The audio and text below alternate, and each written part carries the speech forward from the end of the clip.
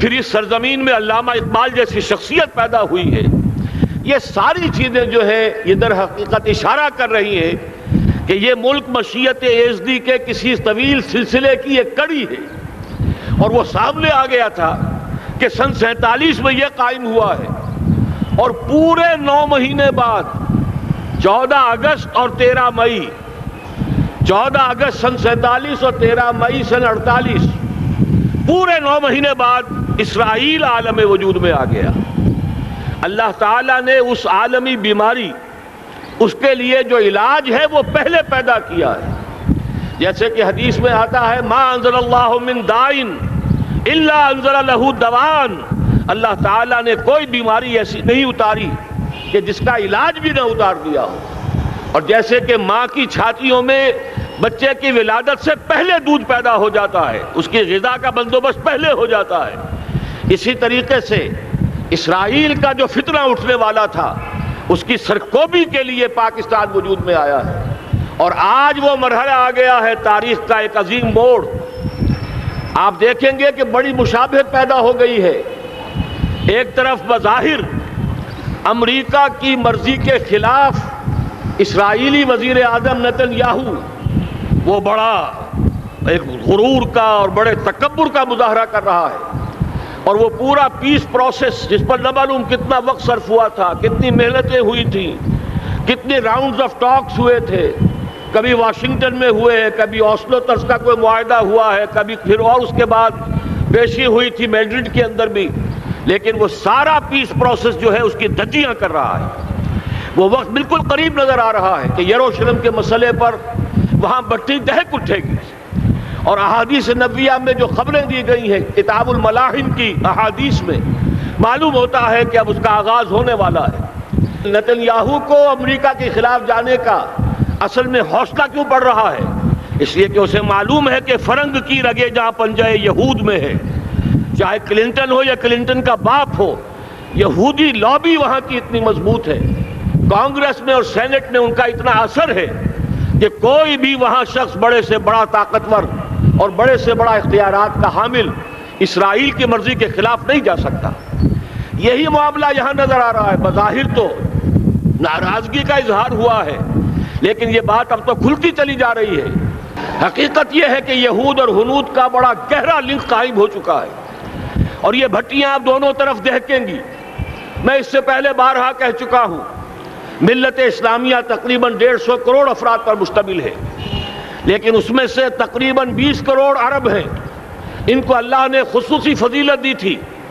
یہ تھے کہ جن کی زبان میں قرآن نازل ہوا، خود محمد عربی صلی اللہ علیہ وسلم عرب تھے، انہیں جو فضیلت عطا کی تھی. لیکن بدقسمتی سے اس دور میں آ کر بھی انہوں نے آزادی حاصل کرنے کے بعد بھی اپنا قبلہ درست نہیں کیا. کسی نے ماسکو کی طرف رخ کیا، کسی نے واشنگٹن کا رخ کیا، اللہ اور اس کے رسول کی طرف رخ نہیں ہوا. واقعہ یہ ہے کہ مجرم ہیں. دوسرے بڑے مجرم 150 کروڑ میں سے 10% یہ 15 کروڑ مسلمان ہیں. حالیہ جو سینسس ہمارا ہوا ہے اس کے بعد اندازہ ہو رہا ہے کہ یہاں کی آبادی 15 کروڑ ہو چکی ہے. 10% امت مسلمہ کا مسلمانان پاکستان ہے، اور یہ اس اعتبار سے کہ اسلام کے نام پر ملک بنا کر نصف صدی گزار چکے، لیکن یہاں پر اسلام کا بول بالا نہیں ہوا، کتاب و سنت کی بالا دستی کر اعلان نہیں ہوا.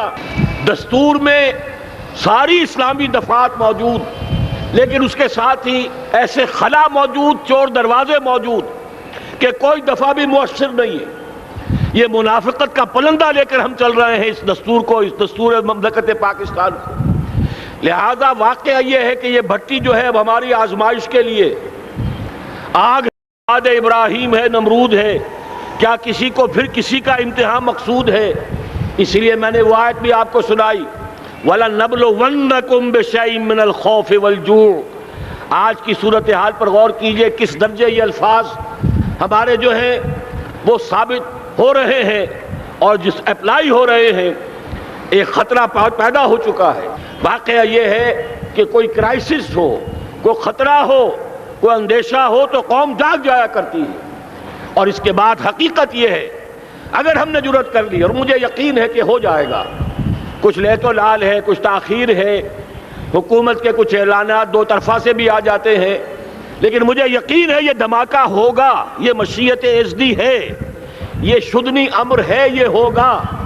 اور اس کے بعد یقیناً اس آیت مبارکہ کا دوسرا لفظ ہم پر منطبق ہوگا، وَلَنَبْلُوَنَّكُمْ بِشَيْءٍ مِّنَ الْخَوْفِ وَالْجُوعِ۔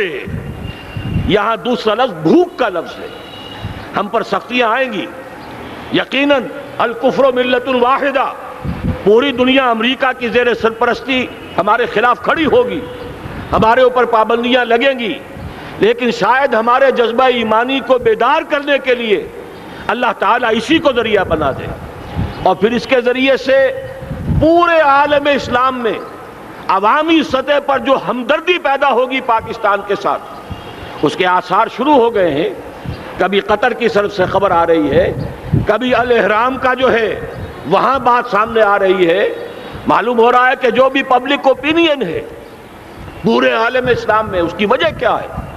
میں نے اپنے پچھلے جمعے کے خطاب میں عرض کیا تھا کہ جیسے پاکستان سلطنت خداداد پاکستان ہے، ایسے ہی اس کی ایٹمی صلاحیت یہ بھی خداداد ہے، اللہ نے چھپر پھاڑ کر ہمیں دی ہے۔ ایسا نہیں تھا کہ ہم نے لیبارٹریاں بنائی ہوں، ہمارے سینکڑوں اور ہزاروں سائنسدان ریسرچ میں لگے ہوئے ہوں، نہیں، اچانک اللہ تعالیٰ کی طرف سے ہمیں ایک نعمت غیر مترقبہ عطا ہو گئی ڈاکٹر عبدالقدیر کی شکل میں۔ پھر نہ معلوم کس کس ذریعے سے اس پروگرام کو آگے بڑھانے کے لیے جن پرزوں کی ضرورت تھی، کس کس ذریعے سے وہ پرزے یہاں پہنچے ہیں۔ یہ بھی خالص خداداد صلاحیت ہے، اور اس کو سمجھ لینا چاہیے کہ یہ ہمارے لیے ایک فرض کفایہ کے درجے میں ہے پوری امت مسلمہ کی طرف سے۔ اس کی وجہ کیا ہے؟ پورے عالم اسلام میں کہیں اور یہ صلاحیت موجود نہیں۔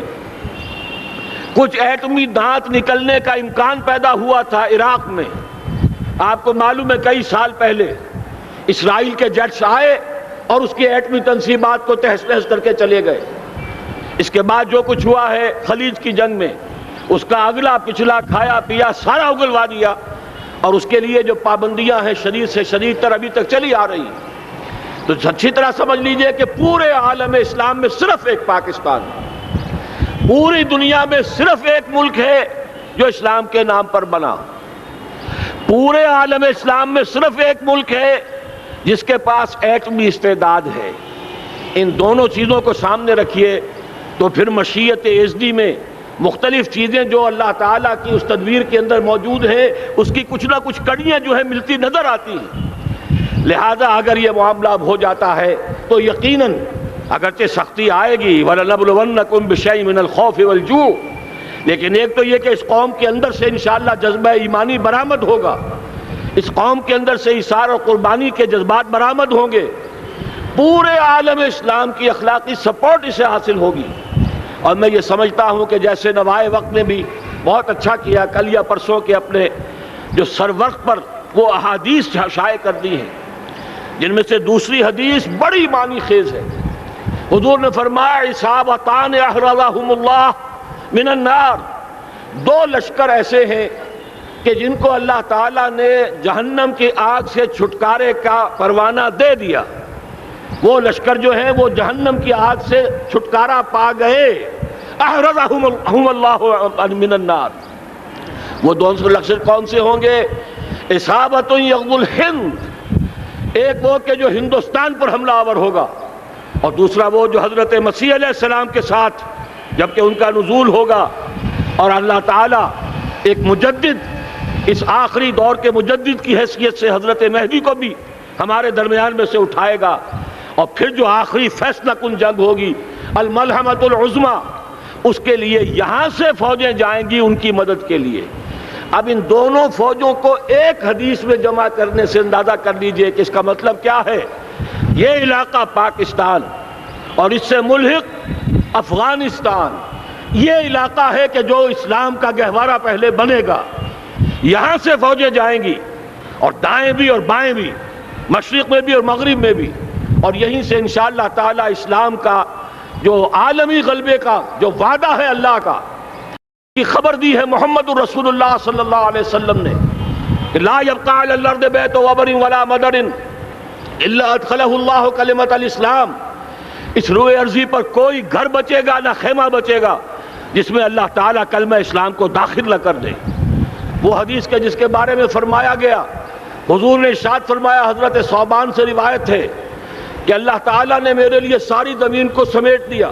ان اللہ زوالی الارض فرأیت مشارقہا و مغاربہا، میں نے اس زمین کے سارے مشرق دیکھ لیے، سارے مغرب دیکھ لیے، لیکن یہ جان لو ان امتی سیبلغ ملکہا ما ذوی لی منہا، میری امت کی حکومت ان تمام علاقوں پر قائم ہو کر رہے گی جو پوری زمین کو لپیٹ کر مجھے دکھا دیے گئے۔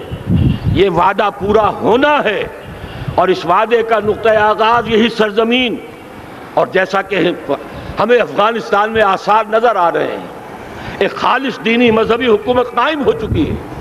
افغانستان کا 80% علاقہ امن کا گہوارہ بن چکا ہے، علماء کی وہاں قیادت ہے اور حکومت ہے۔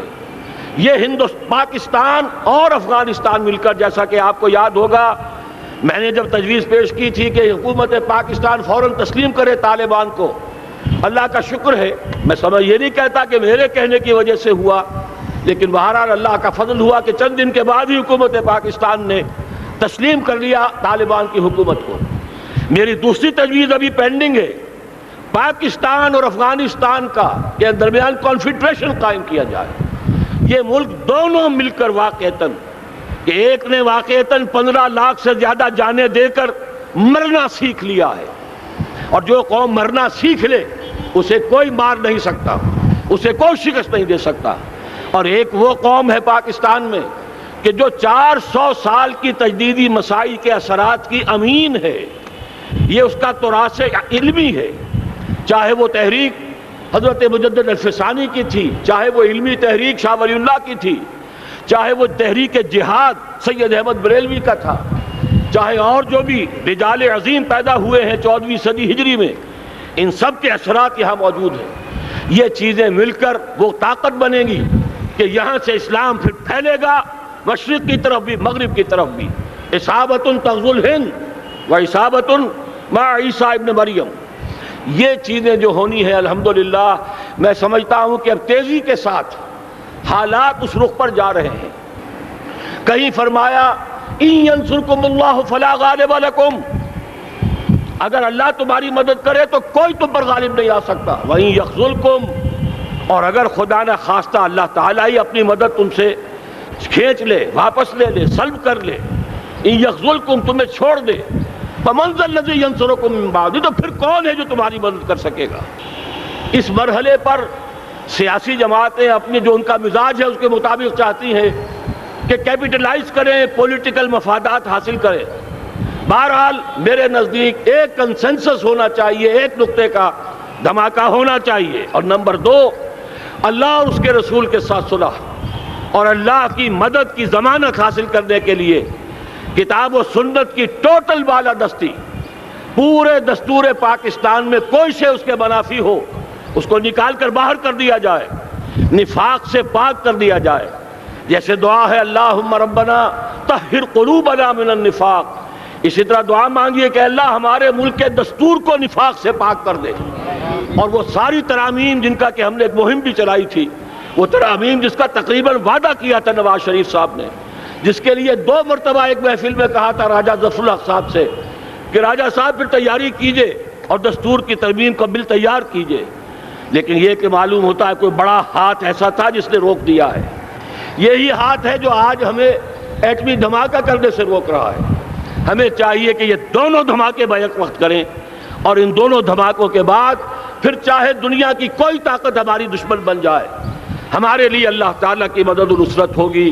وَلَنَبْلُوَنَّكُمْ بِشَيْءٍ مِّنَ الْخَوْفِ وَالْجُوعِ وَنَقْصٍ مِّنَ الْأَمْوَالِ وَالْأَنفُسِ وَالثَّمَرَاتِ وَبَشِّرِ الصَّابِرِينَ الَّذِينَ إِذَا أَصَابَتْهُم مُّصِيبَةٌ قَالُوا إِنَّا لِلَّهِ وَإِنَّا إِلَيْهِ رَاجِعُونَ۔ تو قوم انشاءاللہ تعالی، میں یہ سوچا کرتا تھا قوم مردہ ہے، بے حس ہو چکی ہے، دین سے عام طور پر بیزاری پیدا ہوتی جا رہی ہے، جو ہمارے دینی قیادت ہے اس سے بھی لوگوں کے اندر مایوسی پیدا ہو رہی ہے۔ کیسے ہوگا؟ میں نے بارہا کہا جب میں یہ شواہد دیکھتا ہوں جو حدیث میں ہے، جس کی خبریں دی گئی ہیں، 400 سال کی تاریخ دیکھتا ہوں، تو مجھے پاکستان کا مستقبل بہت شاندار نظر آتا ہے۔ یہ تو مشیت ایزدی میں کسی بہت اہم رول کو پلے کرنے کے لیے قائم ہوا ہے۔ جب میں زمینی حالات کو دیکھتا ہوں تو مایوسی ہوتی ہے، لیکن میں یہ سمجھتا ہوں کہ وہ وقت آ گیا ہے کہ جس میں یہ قوم جھنجھوڑی جائے۔ ایک دفعہ کا یہ جھنجھوڑا جانا انشاءاللہ تعالی ہمارے بہت سے دل اندر دور کر دے گا۔ آخر چینی کیا تھے؟ ایک 10 صدی پہلے کے چینی افریقی قوم آج کہاں سے کہاں پہنچ گئی ہے۔ ہمارے اندر بھی چاہے یہ کہ اوپر راکھ ہے، اندر چنگاریاں ہیں، ان چنگاریوں کے بھڑکنے کا وقت آ گیا ہے، اور انشاءاللہ العزیز اسی ایٹمی دھماکے سے اس پورے عمل کا جو ہے آغاز ہو جائے گا، جس سے یہ سرزمین پاکستان اسلام کا گہوارہ بنے، اور پھر یہاں سے پوری دنیا میں اسلام کے غلبے کی جد و جہد کا آغاز کیا جائے۔ بس میں اسی پر اکتفا کر رہا ہوں۔ اللہ تعالیٰ سے دعا کرتا ہوں کہ وہ ہمارے حکمرانوں کو، اگر تو کوئی تاخیر ہو رہی ہے انتظامی امور کی وجہ سے، کوئی بات نہیں، بہرحال معاملہ ایک اچانک ہو گیا ہے، لیکن مجھے توقع ہے کہ انشاءاللہ وہ دھماکہ ہوگا اور جلد ہوگا۔ اگر کوئی تذبذب ہے تو ہم اللہ تعالیٰ سے دعا کریں گے وہ نواز شریف صاحب کے دل کو پھیر دے اور اس کے اندر استقامت پیدا کر دے، اور دوسرے یہاں کی سیاسی جماعتوں کو بھی یہ توفیق دے کہ کوئی اور سیاسی مسئلہ اس وقت نہ اٹھائیں، اور جو بھی یہاں پہ مذہبی اور دینی عناصر ہیں انہیں اللہ توفیق دے کہ وہ اس دھماکے کا مطالبہ کرنے کے ساتھ ساتھ، بلکہ میں یہ سمجھتا ہوں کہ اس سے بھی زیادہ زوردار انداز میں دستور پاکستان سے منافقت کے خاتمے اور کتاب و سنت کو سپریم لا قرار دینے کی ترمیم جو ہے اس کا دھماکہ بھی کیا جائے۔ اللہ تعالیٰ ہمیں اس کی توفیق عطا فرمائے۔ اقول قولی ھذا واستغفر اللہ لی ولکم ولسائر المسلمین والمسلمات۔